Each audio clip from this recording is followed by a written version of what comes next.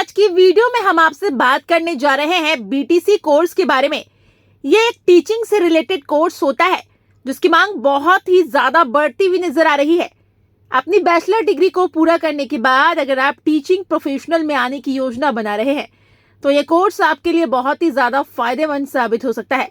Bachelor के बाद BTC पर विचार करना टीचिंग करियर के लिए एक बेहतर कोर्स साबित हो सकता है। तो चलिए आज की वीडियो में हम आपको बीटीसी कोर्स के बारे में संपूर्ण जानकारी देते हैं।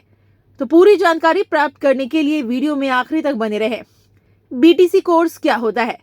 भारत में बेसिक ट्रेनिंग सर्टिफिकेट कोर्स एक टीचर ट्रेनिंग प्रोग्राम होता है जो व्यक्ति को प्राइमरी स्कूल टीचर बनने के लिए तैयार करता है। इसे diploma in elementary education course के रूप में भी जाना जाता है।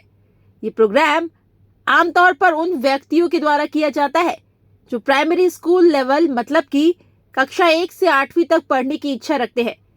ये 2 साल का ट्रेनिंग कोर्स होता है जिसमें आपको बहुत सारे सब्जेक्ट के बारे में पढ़ाया जाता है, जिसमें थ्योरेटिकल नॉलेज के साथ साथ प्रैक्टिकल ट्रेनिंग भी दी जाती है।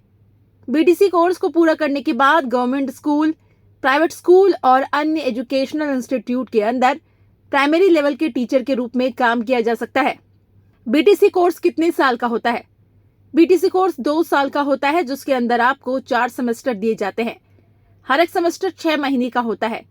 बीटीसी कोर्स के करिकुलम के अंदर थ्योरेटिकल नॉलेज भी दी जाती है।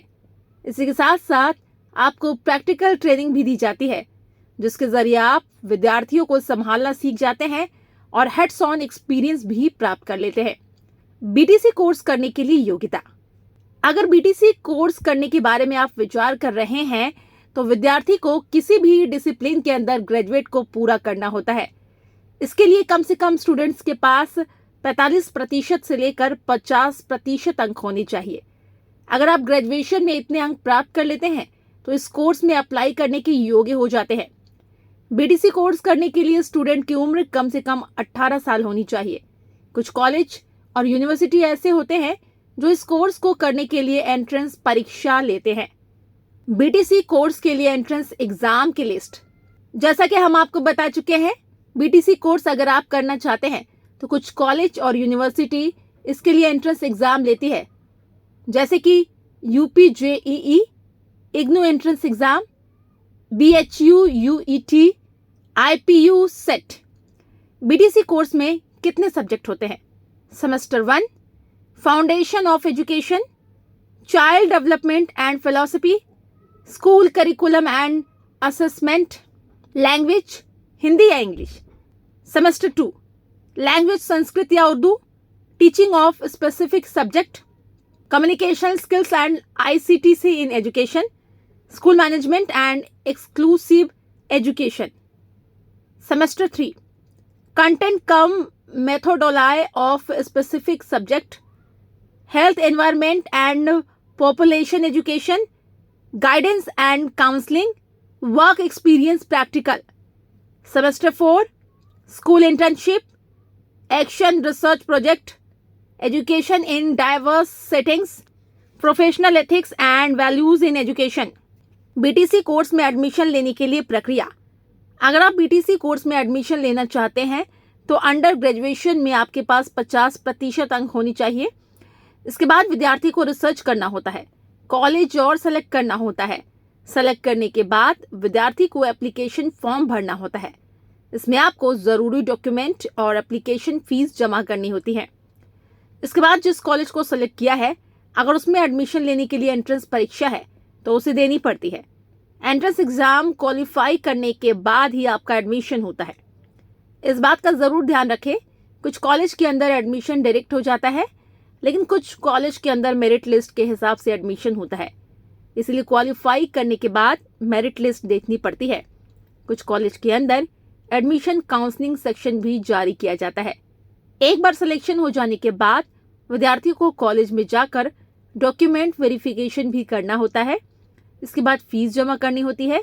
इसके बाद आपका एडमिशन कंफर्म हो जाता है। बीटीसी कोर्स की फीस कितनी होती है? ये पूरी तरीके से इस बात पर निर्भर करते हैं कि आप कौन से कॉलेज में एडमिशन ले रहे हैं, उस कॉलेज की रेपुटेशन कितनी है। बीटीसी कोर्स गवर्नमेंट कॉलेज की बात की जाए तो इसमें सेमेस्टर की फीस 5,000 से लेकर 10,000 के बीच हो सकती है। पूरे कोर्स की फीस 15,000 से लेकर 30,000 तक हो सकती है। वहीं अगर प्राइवेट कॉलेज की बात की जाए तो इसमें सेमेस्टर की फीस 15,000 से लेकर 30,000 के बीच हो सकती है।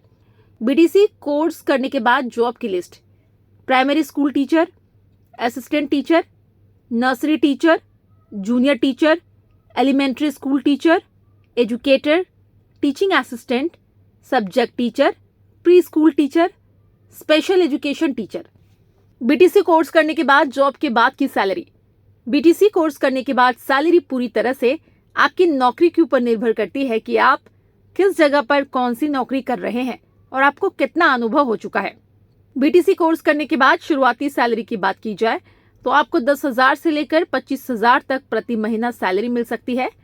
वहीं अगर बीटीसी कोर्स करने के बाद गवर्नमेंट टीचर की बात की जाए तो इसमें आपको 15,000 से लेकर 25,000 प्रति महीना सैलरी मिल जाती है।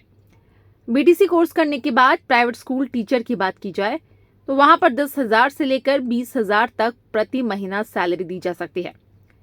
बीटीसी कोर्स करने के बाद क्या करें?